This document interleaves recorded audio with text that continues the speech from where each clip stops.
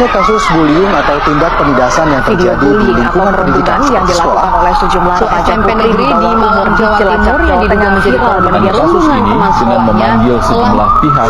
Bullying Pihak merupakan sekolah para ekspresi remaja menyimpang pada anak dalam upaya pencarian jati diri, peran pendidikan di keluarga dan sekolah sangat diperlukan sebagai penyeimbang.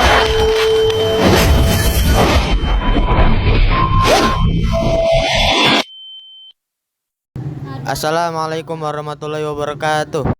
Halo teman-teman, sini gua Muhammad Syarul Ramadhani Ambali Putra akan membawakan podcast yang sering terjadi di lingkungan sekitar kita, yaitu tentang bullying. Nah, jadi kita akan manggil nih narasumber yang katanya pernah tuh nyaksiin teman di sekolahnya yang terjadi bullying. Mari kita panggil narasumber tersebut. Oke, kenalin, nama gue Zakia Sri Utami, biasa dipanggil Kia. Nah, gue di sini pengen ceritain pengalaman gue selaku orang yang lihat langsung gimana temen gue dibully.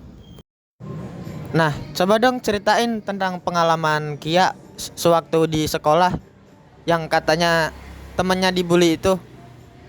Dampak sama sebab awalnya dia dibully itu karena apa? Jadi awalnya ini gue kan masuk nih kelas 10 di SMA. Nah, terus gue nih nemu satu temen gue nih yang beda gitu dari kita. Dia tuh hidupnya emang sederhana banget ya, bisa dibilang kurang mampu. Nah, jadi setiap harinya itu dia di sekolah itu bantuin keluarganya jualan gorengan.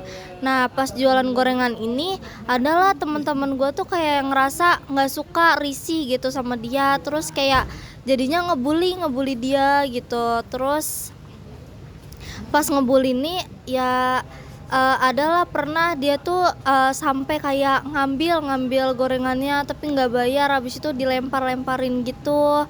Terus temen gue nih yang jualan gorengan ini cuman bisa nangis gitu. Tapi ya temen-temen yang lain gue ini nggak pada ngerasa bersalah gitu. Nah, terus habis itu jadi temen gue ini yang jualan gorengan kayak mulai ngerasa minder, terus kayak ngerasa sendiri gitu. Terus setelah 1 semester kita sekolah, dia tuh udah nggak masuk lagi, soalnya nggak tahu kenapa, tapi kata guru gue sih dia nggak bisa ngelanjutin pendidikannya soalnya keterbatasan dana gitu ya.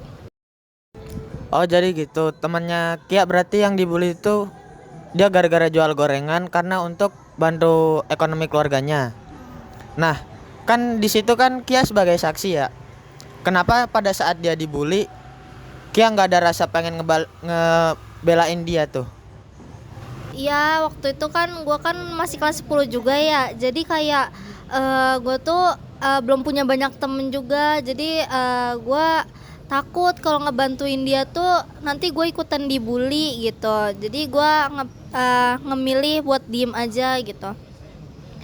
Nah, abis 1 semester itu kan dia udah gak mau sekolah lagi ya.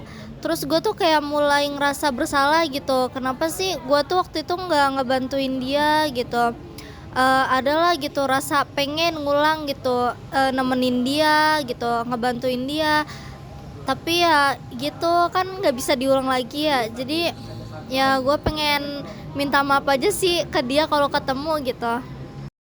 Nah, coba nih kita panggil psikolog. Gimana sih menurut pandangan psikolog tentang bullying di era zaman sekarang?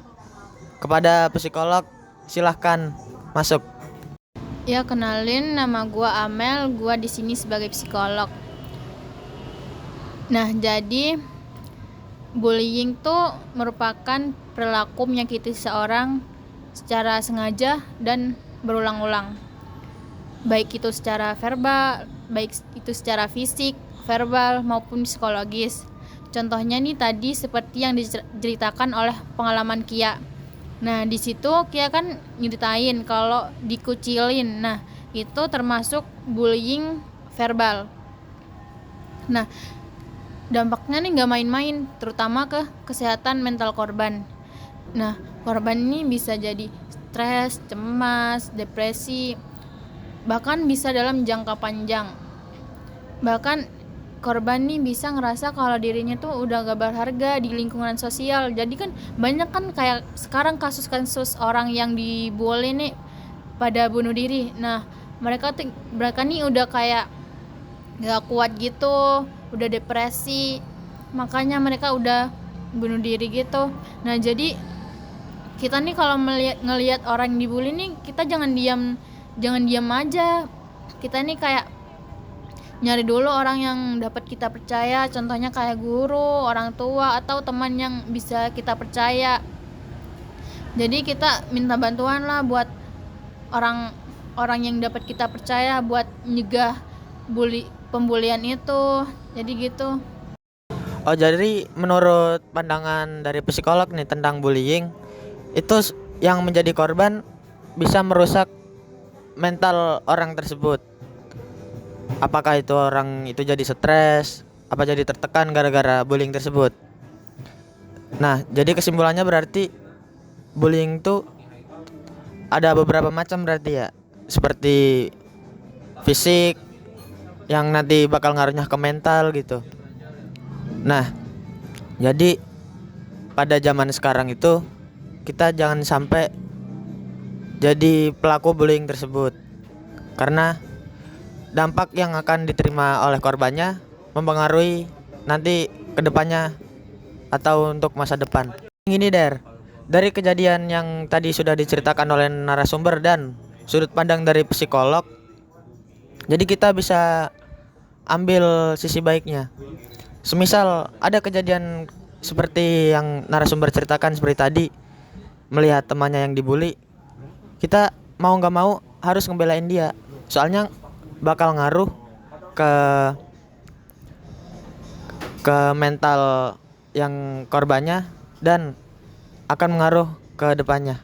Akhirnya sampai juga di penghujung acara. Mungkin cukup sekian podcast singkat dari gua tentang bullying. Semoga kita semua bisa mengambil sisi baiknya. Gua Muhammad Syarul Ramadhani Ambali Putra pamit undur diri. Wassalamualaikum warahmatullahi wabarakatuh.